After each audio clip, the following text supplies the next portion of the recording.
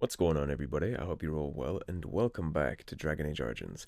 As always, this is not a main episode of the Let's Play, this is a Codex lore reading episode. If that's not something you're interested in, go ahead and click away now and wait for another main episode of the Let's Play. If that is something you're interested in, then let's get on Ned on and dive into some of this. Yeah, I'm not going to worry about the controls, I'm just getting that off our screen so we can focus up. Creatures. Now, what do we have in creatures? We have dragonlings. Newly hatched dragons are roughly the size of a deer and voraciously hungry. They live for a short time in their mother's lair before venturing out on their own.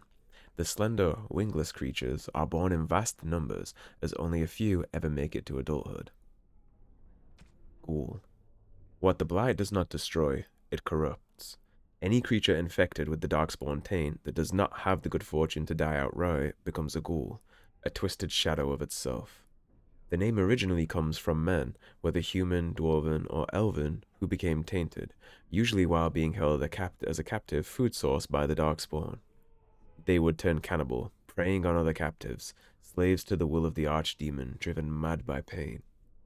During a blight, the corruption of the Darkspawn spreads through the wilder areas of Thedas and infects the animals found there. This produces grotesque, enraged bears called Berescan, as well as blight wolves. Fortunately, ghouls rarely survive their corruption for long.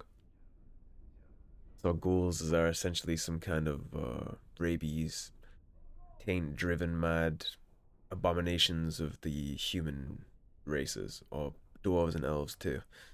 Basically, their skin rots, their hair falls out, they become a little like ghouls in Fallout, actually. That was the word I was looking for.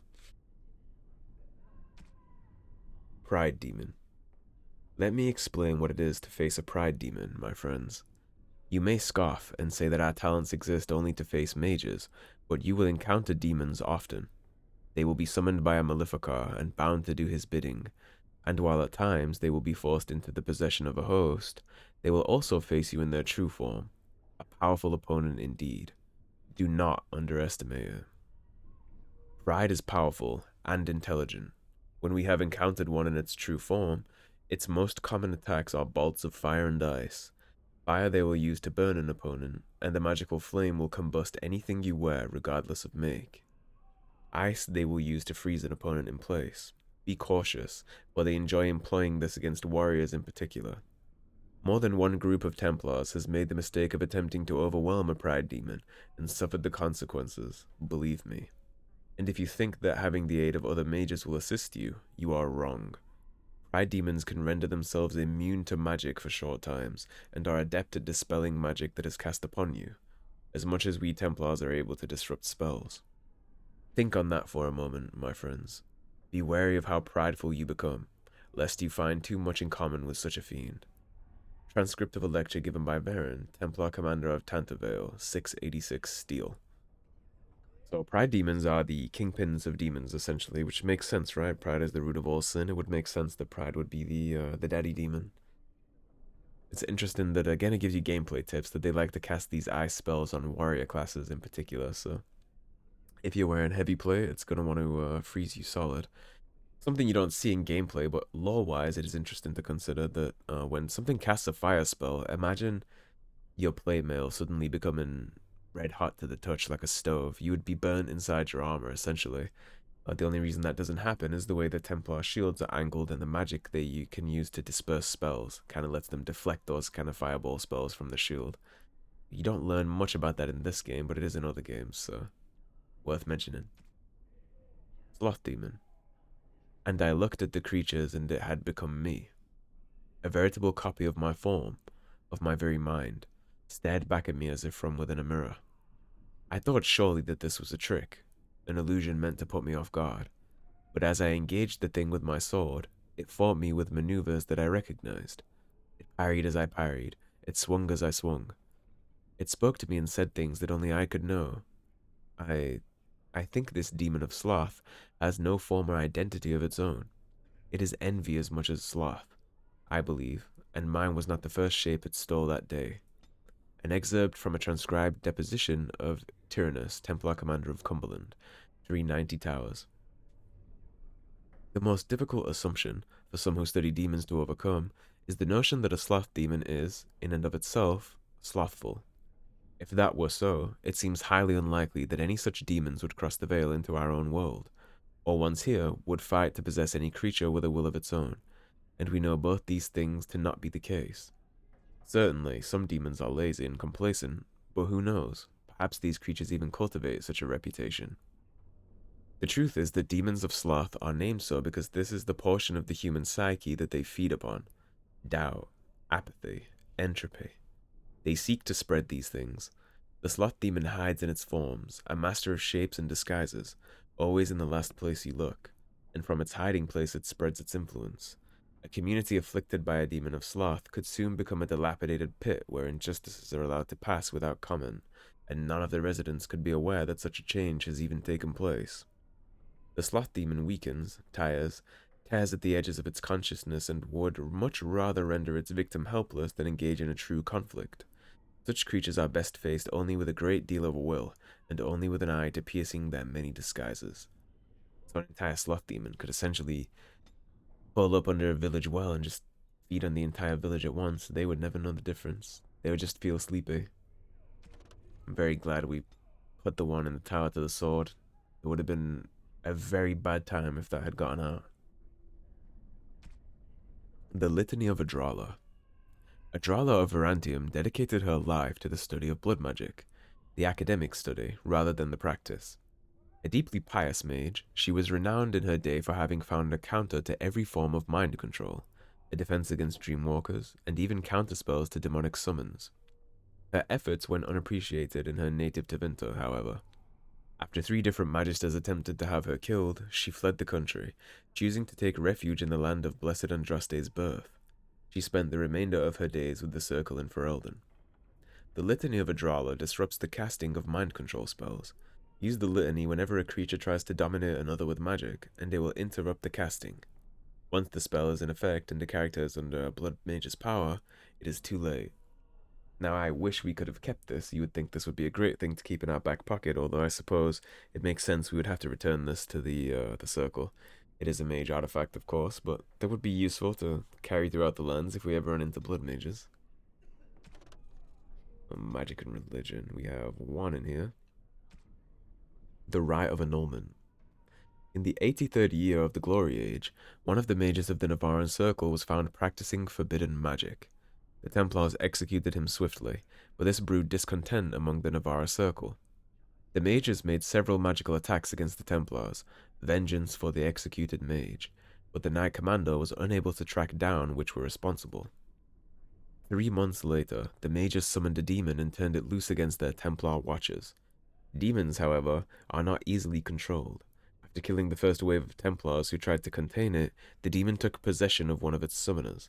The resulting abomination slaughtered Templars and mages both before escaping into the countryside. The Grand Cleric sent a legion of Templars to hunt the fugitive. They killed the abomination a year later, but by that time it had slain 70 people. Divine Galatia, responding to the catastrophe in Navarra and hoping to prevent further incidents, granted all the Grand Clerics of the Chantry the power to purge a circle entirely if they rule it irredeemable. The Rite of Annulment has been performed 17 times in the last 700 years. From Of Fires, Circles, and Templars, A History of Magic in the Chantry by Sister Patrine, Chantry Scholar. So, the thing that started this little uprising here, as you can see, was they caught a blood mage and executed him, of course. I mean, they have to before they mind control a Templar, the first Enchanter, other mages, summon demons. You gotta kind of like put that to rest. The only 2 reasonable punishments for a blood mage, given the power they command, would be tranquility or execution.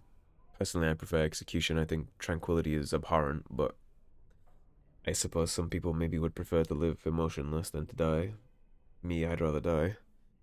And then 3 months later, the mages in that tower, as like vengeance for his death, summoned a demon that turned on its summoners, possessed one, slaughtered its way out of the tower, and then roamed the countryside for a year, killing 70 people. After that, the Divine granted each chantry of each area, so the Chantry of Ferelden can order the Rite of Annulment on the Ferelden Circle, which would have let Gregor just go room to room in the tower, killing everybody, essentially.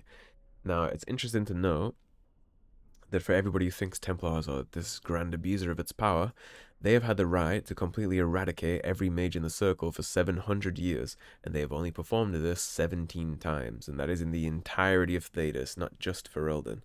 So in the whole world, in 700 years, they have only cleansed a circle 17 times. That is quite the ratio, considering everything that we read about and what we just saw in our own Ferelden circle. You'll also note that this Ferelden circle wasn't purged like that, so I think that's an interesting thing to read about. Maleficarum. It has been asked, what are Maleficarum? How shall we know them? I have been as troubled by this question as you. You have come to me for the wisdom of the Maker, but none have seen the Maker's heart save beloved Andraste, and so I have done as all mortals must, and looked to the words of his prophet for answers, and there I found respite from a troubled mind. For she has said to us, magic exists to serve man, and never to rule over him. Therefore, I say to you, they who work magic which dominates the minds and hearts of others, they have transgressed the Maker's law. Also, Our Lady said to us, those who bring harm without provocation to the least of his children are hated and accursed by the Maker. And so it is made clear to me, as it should be to us all, that magic which fuels itself by harming others, by the letting of blood, is hated by the Maker. Those mages who honor the Maker and keep his laws we welcome as our brothers and sisters. Those who reject the laws of the Maker and the words of his prophet are apostate. They shall be cast out and given no place among us. From the sermons of Justinian I. I think blood magic is abhorrent. The very fact that it is possible to control minds, kings, commanders. Think of it, one mage gets enough power, he can command a king to command his army to go cleanse a village, slaughter thousands of people, rule in a certain way, all the while making their own power go up. It leads to ritual sacrifice, and it leads to places like the Tevinter Imperium, where it's a slave nation. The mages enslaved everybody else to do as they're told, and they regularly just bleed them dry to power their spells, without conscience. The Chantry and the rest of the world seems to have prevented that from becoming the way that it is. And now there are some mages that are nice, they wouldn't want that. But then there are mages like Aldred that do want that. They would take advantage of every ounce of power they have if they could, because they believe they are naturally superior since they have magic. They believe they belong at the top of the food chain. They don't believe in equality. Those are the mages you have to be careful of. In an ideal world, you could let mages just roam free and do as they please, but this is not an ideal world. This is reality. At least in this universe, it's reality. First Enchanter Irving. The circle will go on, and we will learn from this tragedy and be strengthened by it. There is no higher office in a circle tower than of First Enchanter. The one who holds this title must not only be an able administrator, but also a mentor, leader, and surrogate parent to all the mages of the tower. Irving has proven himself to be all these things with an added dose of cunning. Most apprentices know that little goes on in the tower that Irving does not know. He can soothe Templars angered by some childish magical prank, at the same time that he lauds the pranksters, and everyone walks away satisfied. Although much of the circle was destroyed by Aldred's abominations, Irving survived and plans to rebuild what he can. I have a lot of faith in Irving to do so, not only skillfully, but morally. Books and Songs. The Legend of Calenhad, Chapter 2. With the allegiance of all Myrddin, Calenhad began his rise to greatness.